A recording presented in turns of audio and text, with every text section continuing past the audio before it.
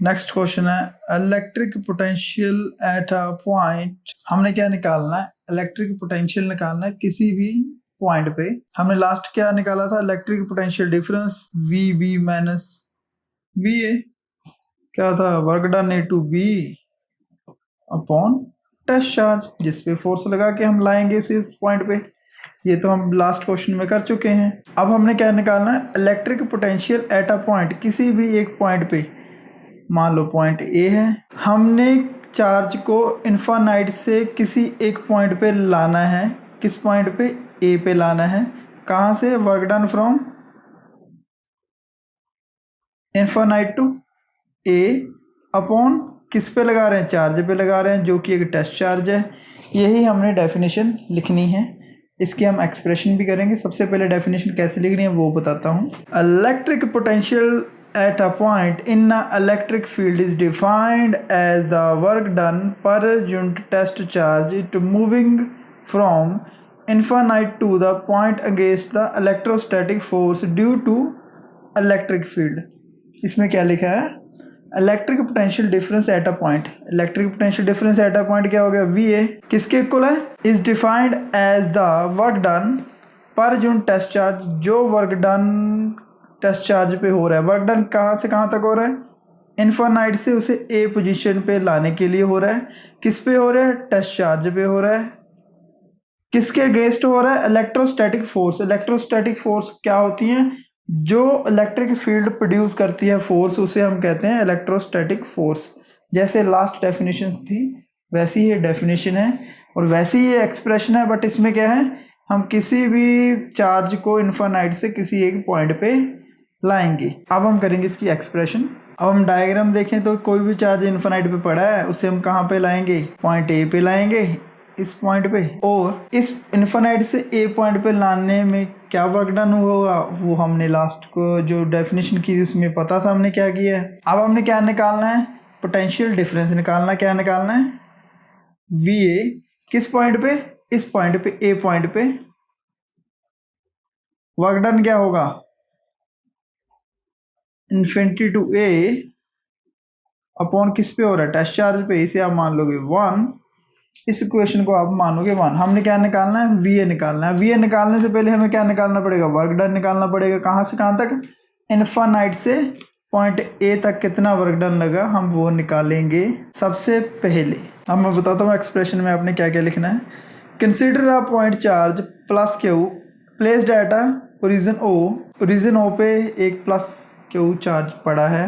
Late at any point a test charge Q naught is at placed at P. Q naught जो test charge है वो P point पे है। The force on a test charge due to electric field क्या हो जाएगी? जैसे हमने लास्ट में किया था वैसे ही करेंगे। सपोज कर लेंगे पी पॉइंट पे पड़ा है, ए पॉइंट तक लाना है, तो फोर्स होगी टेस्ट चार्ज की ड्यू टू इलेक्ट्रिक फील्ड क्या होगी? F is equal to Q naught E to move the test charge against the electric field. जब टेस्ट चार्ज अगेंस्ट मूव करेगा किसके? इलेक्ट्रिक फील्ड के, तो क्या हो जाएगा? जो फोर्स हो जाएगी वो नेगेटिव हो जाएगी। इसे आप मान लोगे 2, इसे आप मान लोगे 3। उसके बाद let P Q equal to D L. जो पी क्यू है वो किसके होगा? डी एल के इक्वल होगा। ये क्या हमने स्मॉल एलिमेंट मान लिया। हमसे पहले स्मॉल वर्क डन निकालेंगे जैसे हम पहले निकालते हैं दूसरी क्वेश्चनों में। उसके बाद क्या करेंगे? उसका इंटेग्रल करेंगे। इंटेग्रल करने के बाद टोटल वर्क डन हम निकाल लेंगे। P Q be the small distance then small amount of work done to move a test charge from P to Q. ये तो हो गया, ठीक है, पी टू क्यू। आप एक पॉइंट आर भी मानते हो, लास्ट क्वेश्चन में हमने माना था।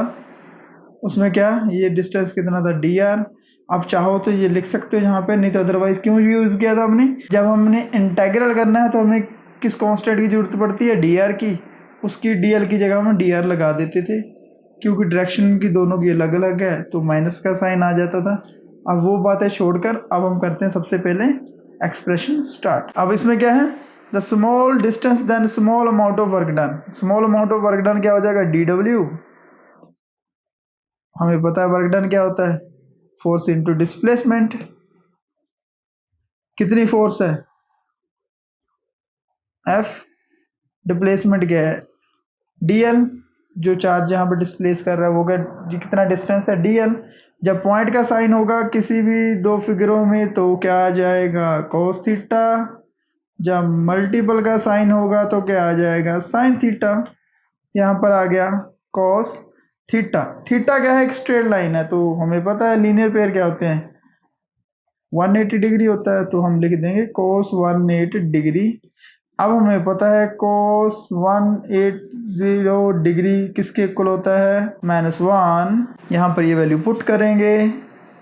अब लिखोगे इसके सामने एफ डी एल, ये क्या आ जाएगा, -1।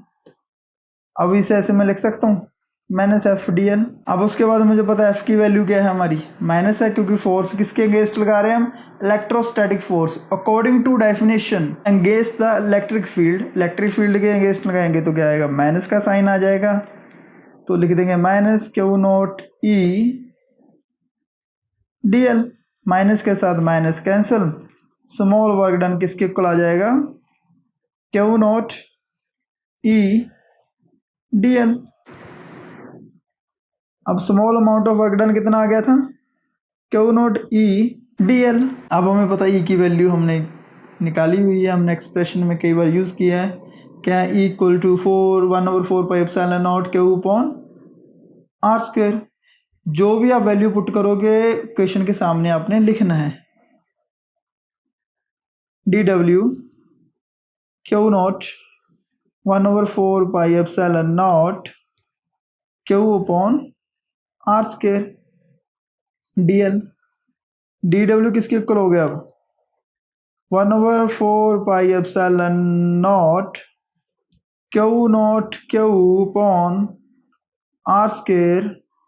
dl, इसे अब मान लो फोर्थ इक्वेशन। अब आपको मैंने स्टार्टिंग के क्वेश्चन में कहा था dl की जगह हम dr पुट करेंगे। क्यों करेंगे, क्योंकि जब हम इंटेग्रल करेंगे हमें क्या वैल्यू चाहिए यहाँ पर, dr, तभी हम इंटेग्रल कर पाएंगे। इसलिए हमने एक पॉइंट मान लिया r, जितने दूर p से पॉइंट q है उतना हम मान रहे हैं r है, और जितना डिस्टेंस इसका p पॉइंट से q का उतना हमने मान लिया dr है। बट इन दोनों की डायरेक्शन क्या है, ऑपोजिट है, तो क्या हो जाएगा, कैसे लिखना है अब हमने, dl is in decreasing direction of r, then dl किसके इक्वल हो गया, -dr। इसे हम पुट कर देंगे, पुट इन 4,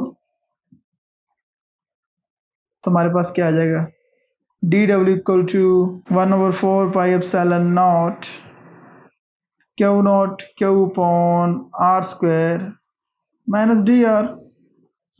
उसके बाद हम निकालेंगे total work done to move test charge from infinite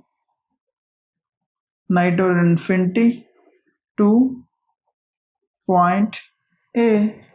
क्या हो जाएगा वर्क डन, जो हमने निकालना था सबसे पहले, जो हमने माना था V = work done infinity to A, test charge के ऊपर लग रहा है, हमने यही निकालना था ना, वही अब हम निकाल रहे हैं, infinite to R A. Infinite to A लिख कर आप पूरी वैल्यू वैसे ही लिख सकते हो, और डायरेक्ट भी लिख सकते हो, infinite to A 1/4πε0 Q0 Q/r² -dr। अब जो जो भी कॉमन निकल रहा है वो निकाल देंगे। उसके बाद वर्क डन हमारा क्या बचा, अब जो जो भी कांस्टेंट वैल्यू वो सब बाहर आ जाएंगी। क्या क्या वैल्यू बाहर आएगी, Q0 Q/4πε0 minus infinity to RA 1/r² dr infinity to A Q0 Q/4πε0 infinite to R A.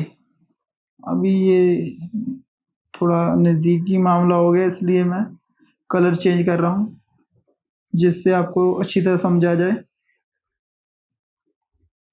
ये नीचे प्लस का साइन, ऊपर जाके क्या हो जाएगा माइनस का साइन। अब मुझे पता है किसी भी चीज़ का इंटेग्रल क्या होता है, यही होता है एक्स की पावर एन डी एक्स का क्या हो जाएगा एक्स की power N plus one over N plus one. ये मान लो 1 है, ये 2 है, तो ये क्या हो जाएगा 1 एंड 2, ईजी। तो वैसे ही यहाँ पर यूज़ करेंगे हम। Work done from infinite to A minus Q naught Q 4 pi epsilon naught R minus 2 plus 1 minus 2 plus 1। नीचे इन्फिनाइट, ऊपर क्या पावर आर ए। अब वर्क डन क्या हो जाएगा minus Q naught Q 4 pi epsilon naught R minus 1 infinite to R A. Minus के साथ minus का साइन कैंसिल हो जाएगा और जो हमारे पास इक्वेशन बचेगी वो क्या बचेगी Q naught Q 4 pi epsilon not, ये आर माइनस 1 है तो इसे मैं ऐसे लिख सकता हूँ 1 अपॉन आर इन्फिनाइट टू ए। आप इसे अभी उतार लो, फिर नेक्स्ट पेज पे चलते हैं। अब तक हमने जो एक्सप्रेशन की थी वो क्या थी 4 pi epsilon naught 1 over R infinite to R A. क्या हो जाएगा अब work done infinite to R A Q naught Q 4 pi epsilon naught 1 upon R A minus 1 upon infinity.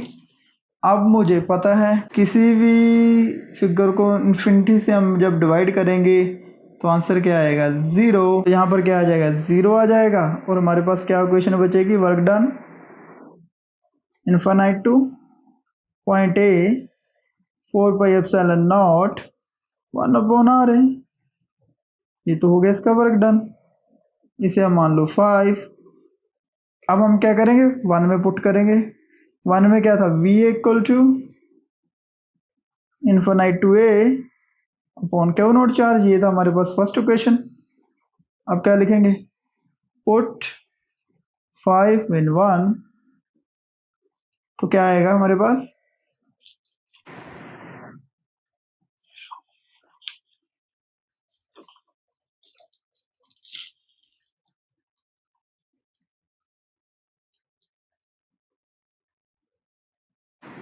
v equal to क्या हो गया Q naught Q 4 pi epsilon naught 1 upon R A. आप इसे ऐसे भी लिख सकते हो।